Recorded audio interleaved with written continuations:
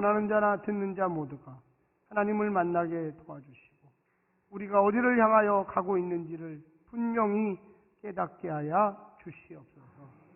예수님의 이름으로 간절히 기도드립니다. 아멘.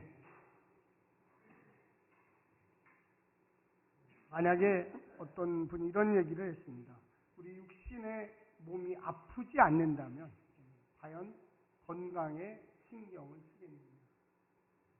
우리의 손자, 손녀, 또 우리의 젊은 자녀들을 보면 부모님들은 다 그런 인스턴트 식품 먹지 마라. 일거리 식품 먹지 마라. 콜라 많이 마시면 안 된다. 설탕 많이 먹으면 안 된다. 네, 저희 딸들만 해도 말 안 듣더라고요.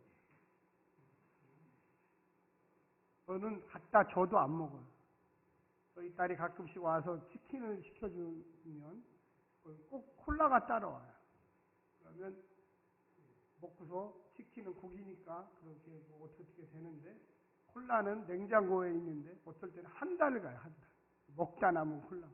저도 안 먹고 제 아내도 안 먹고.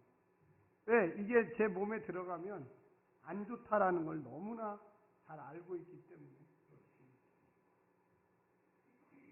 이 예를 들어서 제가 말씀을 드리는 이유는 우리 육신의 몸이 만약 아프지 않는다고 하면 건강에 신경 쓸 사람은 없습니다. 신앙도 역시 마찬가지입니다. 왜 목사님 이렇게 기도도 열심히 하고 이렇게 신앙생활 열심히 하는데 자꾸만 제 주변에 문제가 생깁니까? 이렇게 이야기하시는 분들이 있어요.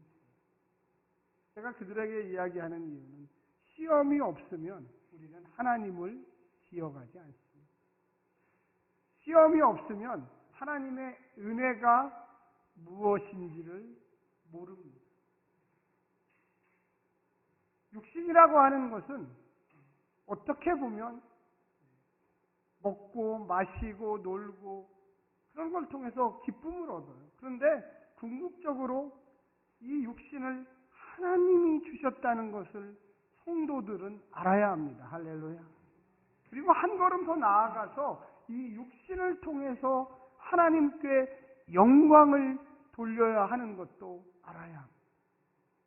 저는 오늘 예배에 오신 우리 성도님들이 우리 육신의 고통 좀 다른 방법으로 좀 생각했으면 좋겠어요. 오늘 본문에 그런 이야기들이 쭉 나옵니다.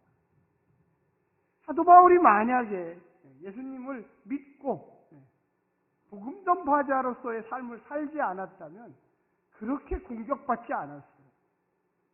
나 혼자 예수 믿고 잘 믿다가 천국 가면 되지. 그렇지만 반대였어요. 그가 유대교를 믿을 때보다도 예수님을 메시아로 영접한 이후의 삶은 육신적으로 보면 월등하게 고통스러운 삶이에요. 어떻게 보면 유대교로만 믿었을 때의 삶은 편했어요. 존경받았어요. 많이 배웠기 때문에 사람들이 와, 훌륭하신 분이다. 바리새인이었기 때문에 하나님을 사랑하는 마음으로 열정적으로 율법을 지키고 살았기 때문에 많은 사람들로부터 신앙이 좋으신 분이다 이렇게 칭찬도 받았어요. 근데 그가 다메섹에서 예수님을 만나고 예수님의 그 오심의 뜻을 이해하기 시작하면서 그의 삶은 육신적으로 보면 완전히 고통스러운 삶으로 바뀌었습니다. 그럼에도 불구하고 이 사도 바울의 삶이 멋있고 의미 있고 여러분과 제가 사도 바울의 삶을 따라가야만 하는 그 이유는 과연 무엇일까요? 오늘 고린도 후서는요, 사도 바울이 마게도니아 지방을 여행하면서 주 55년부터 57년까지 그 2년 사이에 기록되었다고 합니다. 왜 기록했을까요? 이 고린도 교회는 상업지역인 아주 상업이 발달한, 무역이 발달한 곳에 있었어요. 그래서 이방인 중심 교회였어요. 유대인들은 그렇게 많지 않아요. 상업이 발달하다 보니까 돈이 많이 돌아다니고 사람들이 많아지고 도시이기 때문에 로마의 그 대제국에 많은 사람들이 거쳐가는 아주 항구 중심의 아주 대단한 도시였어요. 그러다 보니까 그곳에 많은 죄악들이 관영하기 시작했죠. 당연하죠. 그런데 그 안에 사도 바울이 복음을 전하면서 고린도 교회가 시작됐습니다. 믿지 않았던, 주님을 몰랐던 많은 사람들이 고린도 교회 안으로 들어오기 시작했어요. 사도 바울이 열심으로 그들을 복음을 가리키고 그리스도의 삶은 이것이라고 가르쳤어요. 그런데 사도 바울은 늘 떠날 수밖에 없었어요. 왜 그러느냐? 사도 바울을 죽이려고 했던 사람들이 많았기 때문에 암살자들이 쫓아다녔어요. 사도 바울은 어쩔 수 없이 잠시 머물다가 떠났습니다. 그 이후에 예루살렘에 있었던 이 복음 전도자들, 그들도 복음 전도자들이에요. 근데 이들이 고린도 교회에 와가지고 잘못된 다른 복음을 증거하기 시작합니다. 그 다른 복음의 핵심이 뭐냐? 예수님은 메시아가 아니다. 이게 아니에요. 예수님은 메시아다. 그런데 너희들은 할례를 받아야 돼. 그런데 너희들은 구약의 율법을 지켜야 한다. 예수님이 메시아가 아니다라고 하는 게 아니에요. 예수님 메시아인데 이방인인 너희들은 유대인이 돼야 된다. 그게 할례를 받는 거예요. 유대인이 제대로 되려면 율법을 지켜야 한다. 이 교회, 고린도 교회를 세웠던 이 사도 바울은 그런 얘기를 안 했는데, 할례 받으라는 얘기도 안 하고 율법을 지켜야 된다고 그런 얘기도 안 했는데 왜 갑자기 예루살렘에서 온 새로운 이 설교자들은 율법을 지켜야 된다, 할례를 받아야 된다, 그래서 유대인이 돼야 된다 이렇게 얘기하는 거예요. 거기서 혼란이 막 일어났어요. 과연 우리가 할례를 받아야 될까요? 과연 우리가 율법을 지켜야 될까요? 지켜야 된다는 파와 지키지 않아야 된다는 파가 서로 싸우기 시작했어요. 고린도 교회 안에서, 우리 교회 안에서. 그러면 우리가 이 교회를 세운 사도 바울에게 편지를 써서 보내자. 그래서 그분이 뭐라고 하는지를 좀 들어보자. 그래서 편지를 보내고, 편지를 두 번째, 세 번째 받은 게 바로 고린도 후서입니다. 그런데 그 안에 어떤 것이 있었느냐면, 예루살렘에서 온 이 사람들이, 복음 전도자들이 사도 바울이 잘못 가르쳤다. 할례도 안 가르치고 그리고 율법을 지키라는 얘기도 안 했다는 건 이걸 근본적으로 잘못 가르친 거다.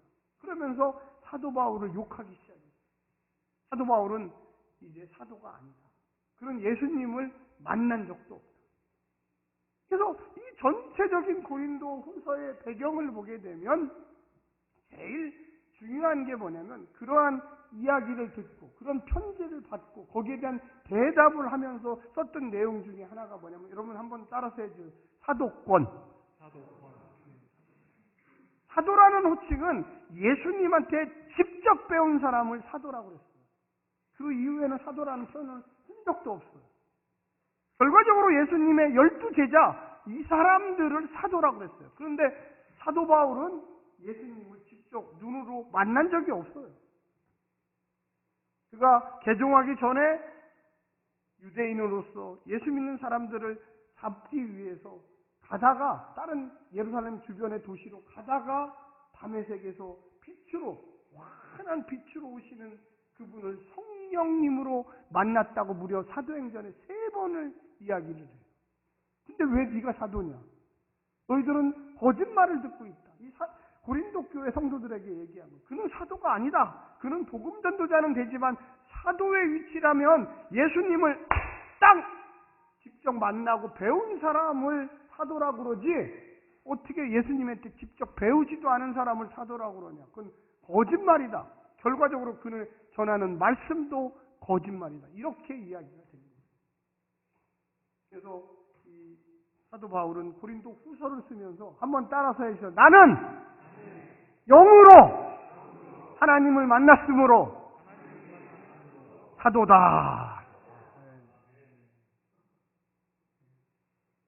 예루살렘에 있는 그 12명의 사도는 물론 직접 눈으로 보고 만났지만 나는 직접 눈으로 보지는 못했다. 그러나 주님이 내게 직접 찾아오셔서 빛으로 오셔서 너는 이방인의 사도가 될 것이다 말했다.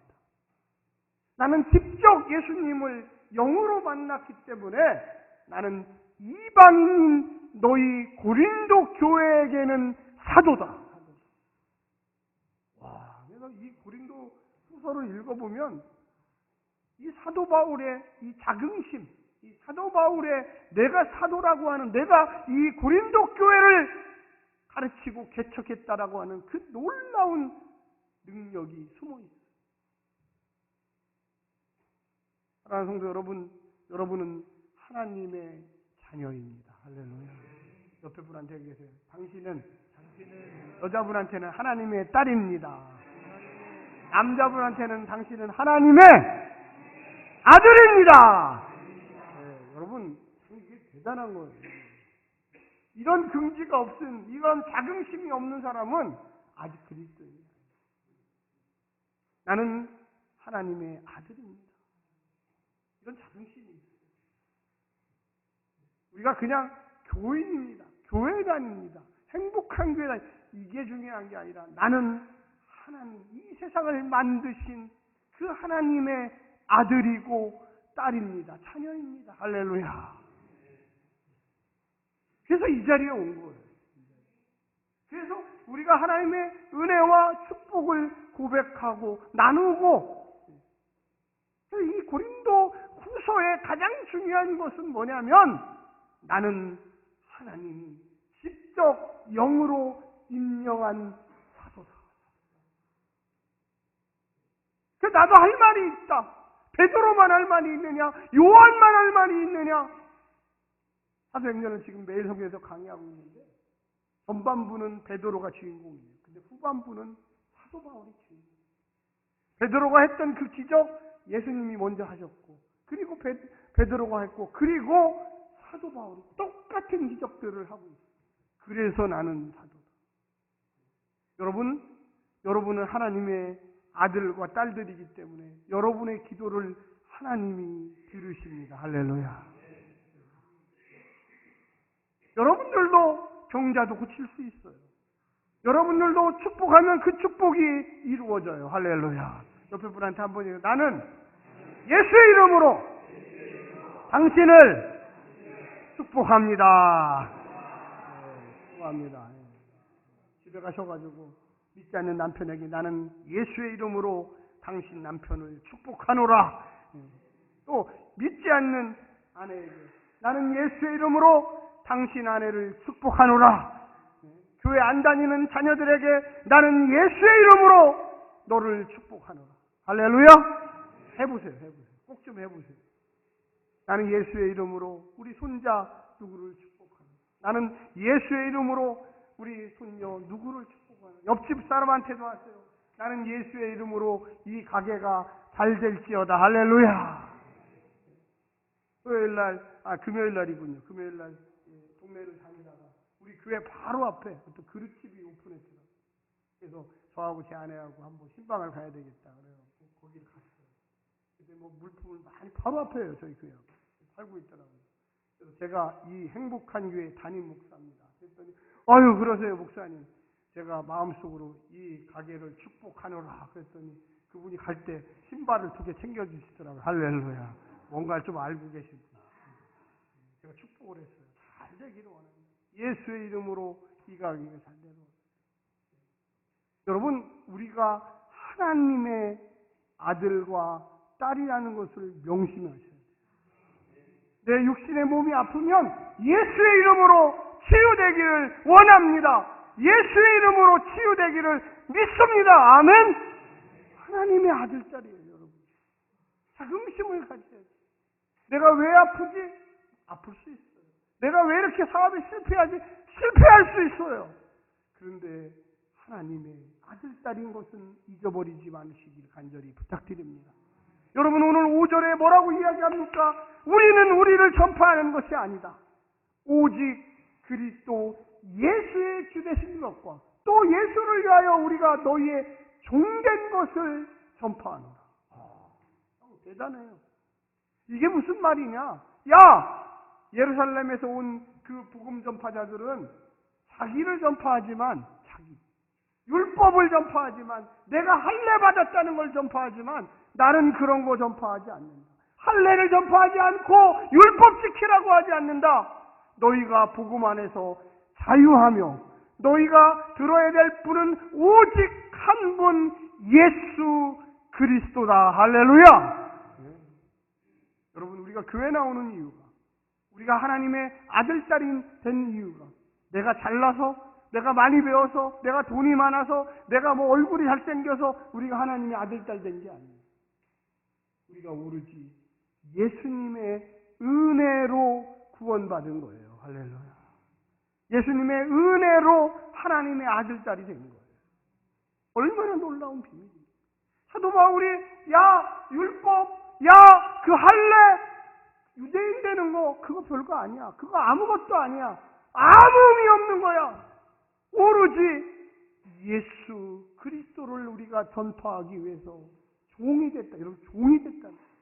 예수님도요, 이 땅에 오실 때 종으로 오셨어요. 우리를 섬기는 종으로 오셨어요. 우리가 종이라는 말이 별로 좋은 게 어감이 아니지만, 남을 섬기고 사랑하고 돕기 위해. 아까 고린도후서의 가장 큰 문제가 뭐라고 그랬습니까? 사도권. 사도라고 하는 게 권위 있는 직분입니다. 맞습니다. 그 단어의 의미는 그거예요. 굉장히 높은 직이에요. 근데 이 사도 바울이 사도라는 말을 사용할 때는, 야, 내가 너희를 높다, 나는 여기 있고 너는 여기 있다, 이렇게 가르치되, 예수님이 오신 목적은 너희들을 돕기 위한 종으로 오셨다. 내가 이방인의 사도가 된 것은 이 높은 곳에 있기 위해서 그런 게 아니라, 내가 너희들을 돕기 위하여 종으로서의 사도다. 할렐루야. 아버지의 역할이 여러 가지가 있어요. 자녀들을 잘 가르치고 가정을 화목하게 만드는 역할도 있어요. 어떤 외부의 어려움이 올 때 아버지의 역할은 자녀들을 보호하고 아내를 보호하고 이 가정을 어떻게 이 위기로부터 보호할까라는 가정이 있어요. 근데 어떤 아버지들은 그 아버지의 그 권위들, 자녀를 학대하고 아내를 깔보고 무시하는 아버지의 역할이 있어요. 똑같은 아버지인데 왜 우리는 어떤 아버지의 역할을 따라가야 할까요? 엄마도 마찬가지죠. 제가 설명은 안 합니다. 사도 바울은 그래 나 이방인의 사도다. 그런데 내가 너희들에게 무언가를 달라고 하더냐? 내가 너희들을 무슨 막 권위로 혼을 내키느냐? 나는 너희들에게 예수의 모범을 보여서 사랑하고 섬기고 낮아지는 그런 이방인의 사도가 되었노라. 할렐루야. 여러분이 하나님의 아들과 딸로서, 자녀로서 살아가는 이유는 어떤 모습일까요? 우리가 남에게 무언가를 해를 끼치기 위해서, 내가 이런 사람이다를 나타내기 위해서. 제가 늘 얘기하지만 우리는 낮아지기 위해서 그리스도인이 된 것입니다. 할렐루야. 옆에 분한테 한번 얘기해요. 당신은 섬기기 위해서, 낮아지기 위해서 불렀습니다. 여러분 한번 거기 보세요. 6절에 뭐라고 나왔습니까? 6절에. 한번 같이 한번 읽어볼까요? 시작. 어두운데 빛이 비치라 말씀하셨던 그 하나님께서 예수 그리스도의 얼굴에 있는 하나님의 영광을 아는 빛을 우리 마음에 비추셨느니라. 여러분 여기 참 대단해요. 어두운데 빛을 주셨던 그 빛을 우리의 마음으로 비쳤다. 근데 7절에요. 놀라운 얘기를 해요. 놀라운 얘기. 저는 여기서 정말로 감동받았어요. 7절에. 제가 읽어볼게요. 우리가 이 보배를 질그릇에 가져. 이 보배가 아까 그 빛이에요. 빛. 하나님이 주신 놀라운 그 빛을 우리 질그릇. 제가 질그릇 좀 더 얘기할게요. 이는 심히 큰 능력은 하나님께 있고 우리에게 있지함을 아니함을 알게 하는. 여러분 우리 여자분들 다 아실 거예요. 질그릇이 어때요? 놓치면 어떻게 되죠? 깨져요. 근데 그 하나님이 질그릇과 같은 육신에 빛을 주셨다는 거예요. 그리고 사도 바울이 이 빛이 보배다. 이 별것도 아닌 육신에 하나님의 보배를 우리에게 주셨어요. 할렐루야. 이 사도 바울의 표현은요, 정말로 감동이에요. 저는 진짜 이 설교 준비하면서 이 7절에 그냥 감동이 너무 됐어요. 나 같은 사람이 뭐라고. 하나님 우리를 만들 때 뭘로 만들었습니까? 흙으로 만들었잖아요. 먼지로 만들었잖아요. 그런데 이 질그릇을 위해서 예수님 자기 아들을 이 땅에 보내셨어요. 그 수모와 그 고난과 그 매맞음과 조롱과 시기와 질투를 받고 최후에는 십자가에서 이 질그릇, 이 사기만도 못한 깨지면은 그냥 아무 쓸데기 없는 그 질그릇을 위해서 주님을 보내셨던 거예요. 할렐루야. 여러분 한번 생각해 보세요. 얼마나 이 귀중한 것을 은그릇, 금그릇 이런 데다가 하지 않아요. 아무 평범한 없는. 만약에 예수님이 로마 황제만을 위해서 오셨다면, 로마에 있는 1%의 귀족들만을 위해 왔다면 그렇게 썼겠어요? 사도 바울이 그저 평범한 니네 집 밥 얻어먹을 때 쓰는, 밥 담아먹을 때 쓰는 그 질그릇, 언제든지 미끄러져 놓치면 깨져버리는 그 질그릇에 빛이 왔다. 이 질그릇에다가 보화를 담았다. 보화. 얼마나 연약합니까? 우리 육신이 연약하잖아요. 아프잖아요. 감정에 휘말리잖아요. 언제든지 또 죄를 져요. 언제든지 이러지도 못하고 저러지도 못하고. 그게 우리 몸이에요. 그게 우리 인생이에요. 얼마나 우리가 바보 같습니까? 그런데 그 빛이 이 바보 같은 인생에 들어오는 거예요. 할렐루야. 예수님이 이 질그릇과 같은 아무것도 아닌 인생에 도전을 주시는 거예요. 저는 신앙생활을 하면서 할수록 이게 진짜 낮아져요. 겸손해져요. 진짜 별거 아닌데 왜 주님이 이 땅에 오셨어요? 왜 주님이 나 같은 사람의 기도를 들을까? 여러분 한번 생각해 보세요. 우리가 하는 기도가 무슨 멋진 기도입니까? 엄청난 기도입니까? 돈 필요하면 하나님 돈 좀 주세요. 하나님 우리 딸이 이번에 시험 보는데 공부 잘하게 해주세요. 이게 이기적인 기도입니까? 지구의 평화를 지키게 해달라는 기도입니까? 아니잖아요. 그런데 하나님은 우리의 별 볼 일 없는 그 기도를 듣고 계신다는 것입니다. 할렐루야. 어떻게 보면 너무 이기적인 이기적. 교회 안 다니는 사람들이 우리를 욕할 때 뭐라 그러냐면, 야, 교회 다니는 사람들, 너희들 왜 이렇게 이기적이냐? 그래, 맞아, 우리 이기적이야. 한번 따라서 해서, 그래, 맞아. 우리 이기적이야. 우리 이기적인 사람이에요. 틀린 말 아니에요. 그 세상 사람들 우리 욕할 때 쓰는 너희 교회 다니는 인간들 참 이기적이다. 이기적이에요. 그런데 우리 아버지가 하나님이시기 때문에 우리 아버지가 내가 그렇게 할 수 있게 해줄게. 그래서 우리가 이 땅에 있는 거예요. 여러분 우리 한번 8절을 한번 같이 한번 읽어볼까요? 시작. 우리가 사방으로 우겨쌈을 당해도 싸우지 아니하며 답답한 일을 당해도 낙심하냐. 9절 시작. 박해를 받아도 버림받지 아니하며 거꾸로 팀을 당해도 망하지 아니하고. 여러분 거기까지만 아니 9절까지만 8절. 우겨쌈이 뭡니까? 이렇게 완전히 오늘날로 얘기하면 왕따예요. 왕따. 나라를 죽이려고 완전히 가운데다 놓고 우리가 버림받지 않아요. 신앙의 본질이 어쩔 때 보면 아까도 말씀드렸지만 우리 이기적이에요. 하나님 내 자식만 잘 되게 해주세요. 우리 교회만 부흥하게 해주세요. 내 사업만 좀 잘 되게 해주세요. 어린아이 같아요. 교회를 30년 40년. 그런데 놀라운 것. 하나님이 그 기도를 듣고 있다는 거예요. 할렐루야. 어떻게 보면 참 미성숙하고 어떻게 보면 참 내 마음대로 신앙생활 하는 거. 세련되지 못하고 아주 멋지게 좀 신앙생활하죠. 여러분, 금방 읽었던 그 8절의 말씀, 우리가 사방으로 휘어싸물, 우리가 단지 예수님의 아들, 딸이라는 이유 때문에 우리를 살려주시는 거예요. 아멘. 어쩔 때는 사기도 쳐요. 어쩔 때는 거짓말도 해요. 어쩔 때는 그럼에도 불구하고 여러분과 저는 하나님의 아들, 딸임을 기억하시기를 간절히 부탁합니다. 우리는 그것만 있는 게 아니잖아요. 우리 회개하셨어요. 줄 알아서 주님 용서해 주세요. 주님, 제가 왜 이렇게 인간이 이렇게 못돼 먹었는지 모르겠어요. 내가 예수님을 좀 닮아야 되는데 내 맘대로 인생을 살고 있네요.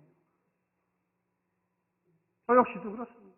뭐 조목사라고 해서 특별한 사람이 아니에요. 오직 주의 은혜가 없으면 단 한 시간도 벌어지지도 못한 그런 인생을 살아가죠. 그래서 사도 바울이 그런 거예요. 그래, 맞아. 나 예수님을 직접 만난 적 없어. 그들이 나를 공격해. 네가 가짜 사도다. 그래, 맞아. 나 가짜 사도야. 나 혼자 밤의 세계에서 빛으로 오신 예수님을 만나. 나 증명을 못해. 너희들처럼 예수님을 3년 동안 따라다니지 않았어. 내 마음속에 그래도 나는 이방인을 위하여 나를 불렀다는 것을 나는 믿고 있어. 할렐루야. 세상 사람들이나 예수님을 멋지게 믿으려고 하는 사람도 있죠. 맞아요. 근데 교양이에요. 예수님은요, 울고불고 하면서 믿어야 돼. 그래야지 그분이 나를 사랑한다는 걸 깨달아요. 할렐루야. 내가 낳은 자식이요, 내 앞에 와서 나이가 50 됐다고, 40 됐다고, 20살 됐다고 까불어봤자 너는 내 자식이야. 의외로 안 까불고 그런 것보다 까부는 게, 제가 나이가 40이 넘어서 우리 어머니 부를 때 어머니 이렇게 부르는 것보다 그냥 차를 태우고 오면서 어머님이 혈액암에 걸려서 저희 뒤에 차에 대해서 제가 암센터에 모시고 가면 엄마 그러면 저희 둘이 가거든요. 둘이, 저하고 저 어머니하고 둘이 가요. 나이가 47, 8 먹은 아들이 엄마 그러면 야, 너는 점잖지 목사가 그게 뭐냐? 응? 내가 이때 아니면 언제 이렇게 까불어봐. 이제 엄마 좀 있으면 하늘나라 갈 텐데. 여러분, 하나님은요, 제가 지금 했던 그 행동처럼 여러분이 하시기를 바랍니다. 할렐루야.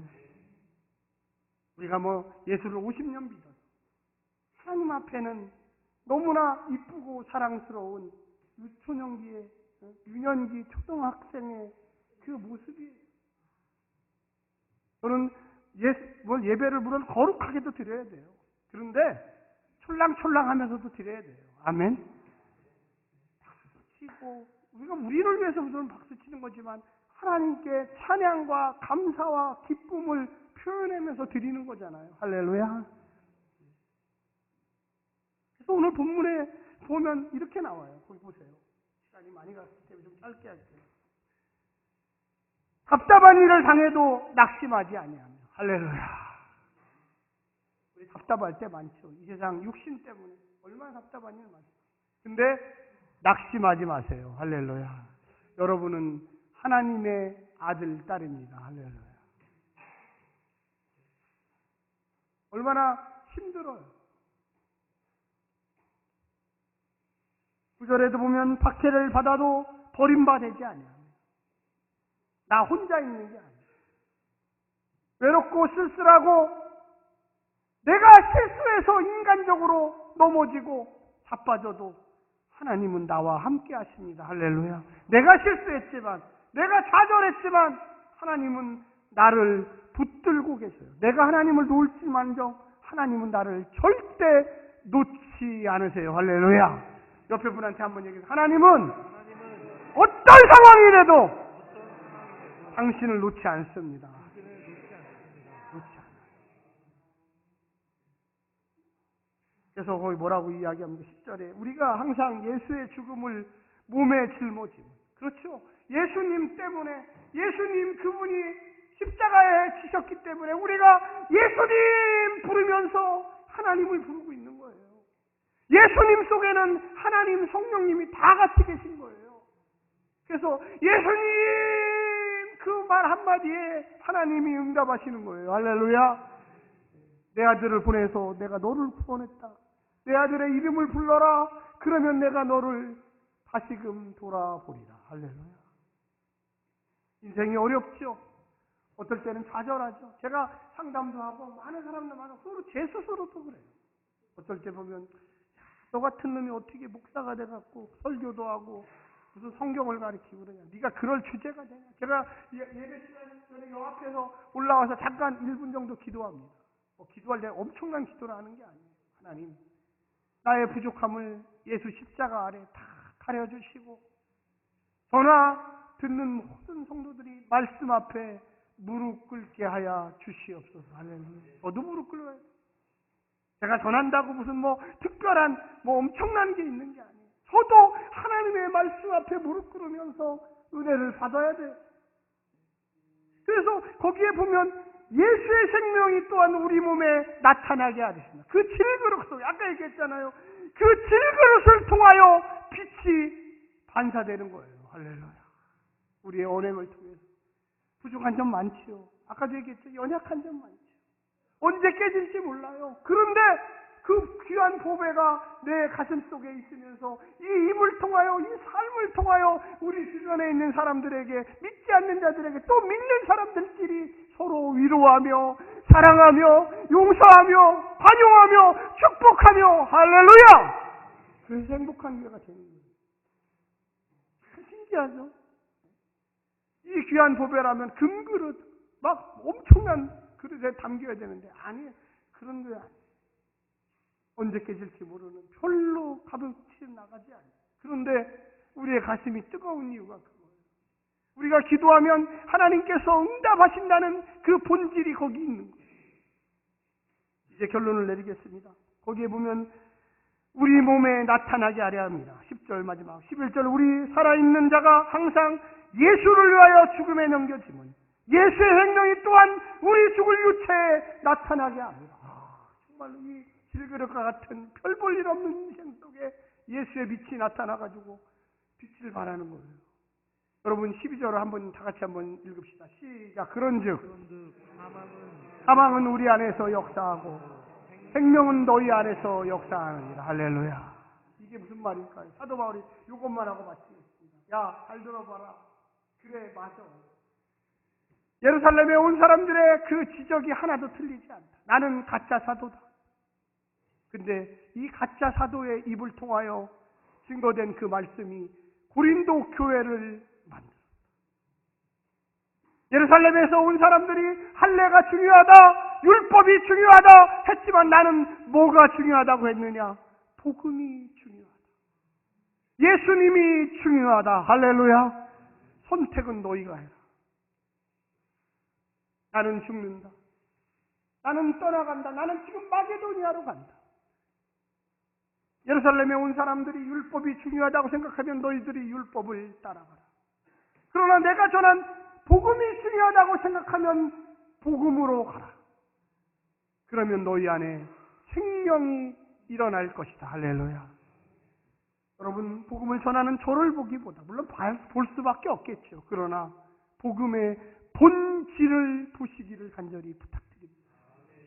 예수 생명, 나의 생명이 돼서 이 부족한 사람이 전한 복음이 여러분의 삶을 밝히고 여러분의 언행을 통하여 여러분의 주변에 있는 사람들에게 영원한 예수 그리스도의 복음이 증거되기를 간절히 원합니다. 기도하겠습니다.